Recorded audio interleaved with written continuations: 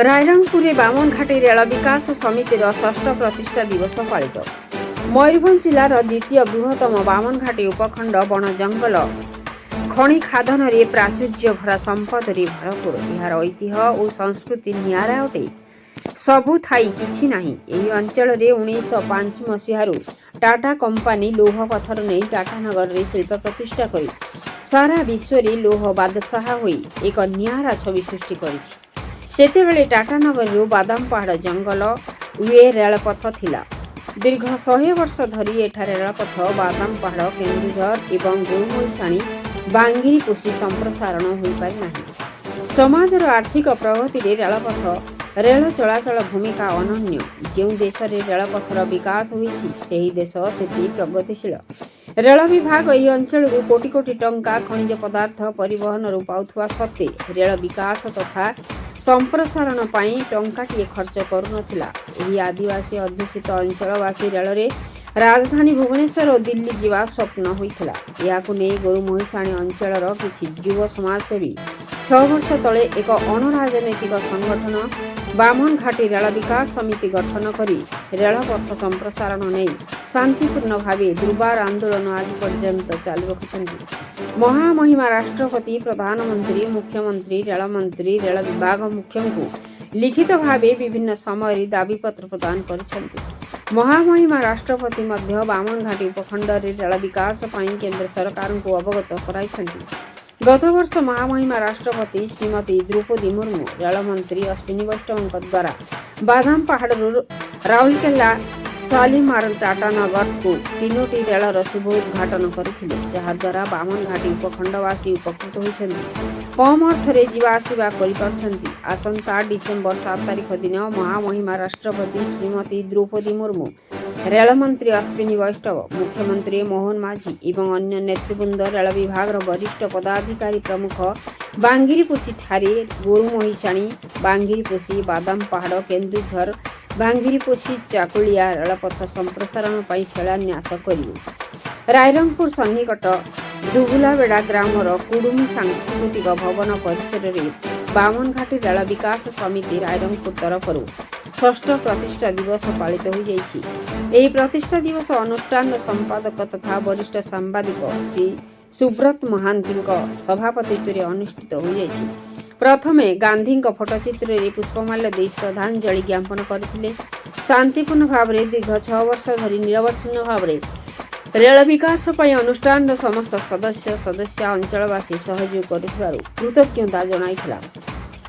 सेमानकर पीढ़ी पर पीढ़ी तथा दीर्घ शताब्दी धरी रहिथिबा अधूरा स्वप्न आसंता 7 तारिख दिन साकार हेबाकु जाइछि। एथिपाई अनुष्ठान तरफରୁ महामहिमा राष्ट्रपति श्रीमती द्रौपदी मुर्मू प्रधानमंत्री नरेंद्र मोदी रेल मंत्री अश्विनी वैष्णव को कृतज्ञता और साधुवाद जणा जाइथिला। सेमानक मयूरभंज प्रति अनाबिल प्रेम और भल पाइबा जोगु यह आज संभव होइछि। तदसह आलोचना रे टांगर जोड़ी रे पैसेंजर हल्टिंग स्टेशन तिखिया अंडरपास रे विद्युतीकरण ओला जोड़ी स्टेशन 2 नंबर प्लाटफॉर्म रे ओवरब्रिज निर्माण बादाम पहाड़ रु दिल्ली को रेल चलाचल बादाम पहाड़ रु भुवनेश्वर रेल चलाचल बादाम पहाड़ रु शालीमार सबुदिन रेल चलाचल पाई दाबी रखिथिले। एथिपाई विभागीय कर्तृपक्ष रेल मंत्री प्रधानमंत्री राष्ट्रपति को लिखित दाबीपत्र प्रदान कराजिबो बोली सर्वसम्मति क्रमे निष्पत्ति होइथिला। एही प्रतिष्ठा दिवस रे बालेश्वर मुर्मू आशुतोष नायक शंकर गिरी राम राय मारांडी मुना महंत बंशीधर महाखुड़ दशरथ महंत राजेश प्रजापति काशीनाथ पाल धर्मपद महंत तापस अक्षय विश्वाल समेत बहु सदस्य उपस्थित रही रेल विकास पाई सुचिंतित मतामत देथिले। मयूरभंज अक्षय विश्वाल रिपोर्ट मसीहा न्यूज। आपण मसीहा न्यूज यूट्यूब चैनल को सब्सक्राइब कलेनी कि जदि करिनाहंती एबे करिनियंतु।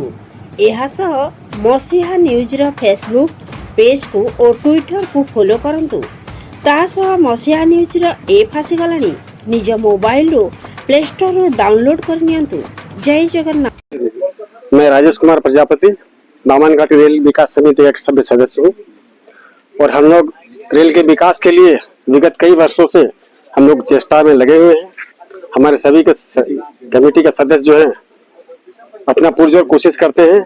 इसके लिए हम रेलवे मंत्रालय, प्रधानमंत्री जी को भी धन्यवाद देते हैं, ताकि उनके पुरजोर कोशिश से आज हमको एक नहीं कई ट्रेनों की सौगात मिली है। फिलहाल हम चाहते हैं कि रायरंगपुर होकर कुछ ट्रेनों का आवागमन बढ़ाया जाए, कुछ का समय भी निर्धारित किया जाए, और हम लोग को एक संपूर्ण रूप से सबों का, इधर के वासियों का ये बहुत जरूरी हो रहा है कि एक ऐसा रेल चले जो हमें भुवनेश्वर उड़ीसा की राजधानी से जोड़ा जाए, मतलब उड़ीसा की राजधानी से जोड़ा जाए, और एक ट्रेन ऐसा चलाया जाए जो हमको डायरेक्ट दिल्ली नेशनल कैपिटल से जोड़ा जाए, ताकि हम लोग को हर तरह की सुविधाएं रेलवे से मिले।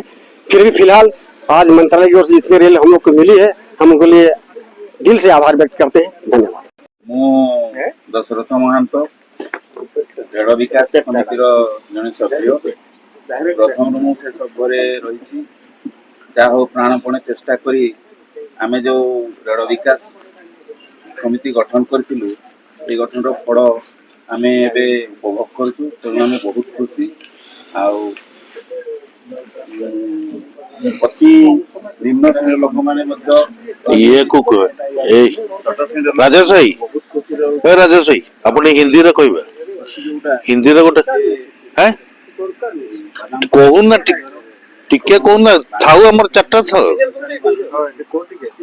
गोटे हिंदी रे गोटे थाउ, कोई हिंदी लोक किए सुनले तो एटलीस्ट जानबे ना ना ठीक ठीक राजपुर हमर हिंदी रे अरे एटा जदी बाहर किए कुआडे गोटे पठा हिंदी रे तो बजार लोग जब बजार प्रधानमंत्री कृतज्ञता ज्ञापन करी समस्त धन्यवाद। नमस्कार। पॉलिटिकल ठीक है पसना ग्राम पंचायत सरपंच आमर बामनघाटी रेल विकास समिति षष्ठ वार्षिक प्रतिष्ठा दिवस। तो आमर प्रचेषा थिला कि आमर नूतन रेल संयोग एवं आमर टांगरजोड़ा पीएच पैसेंजर हॉल्ट आओ अन्यान्य जति भी हमरो दाबी के मते देबे से न्यूज करते हो जाए सब वर्ष आलोचना एवं से या मुई भूली भुला जी से अपन करबे कट्टा उठै नबा अपन बोलबे नहीं बोलबे भाई हमरो कराई छी आओ हमरो चर्चा रे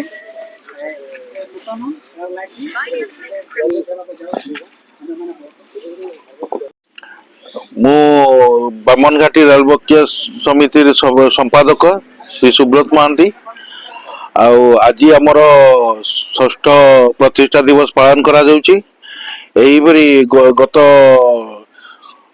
1 तारिख रे डिसेंबर 1 तारिख रे आमर प्रथम प्रतिष्ठा दिवस कोलकाता रे हितला एवं दीर्घ 6 वर्ष भितरे आमे एही रेल विकास लगी मयूरभंज उपखंड रे विभिन्न दाबी उपस्थापना करिथिलु एवं सेति मध्यरु यही 3टी दाबी आमर जो दाबी उपस्थापना करथिलु 3टी दाबी आमर पूरण हेची। तेणु आमे महामहिम राष्ट्रपति को कृतज्ञता जणाइबा सहित प्रधानमंत्री, रेल मंत्री एवं आमर जीएम को मध्य रेल विकास समिति तरफ धन्यवाद ज्ञापन करूछु।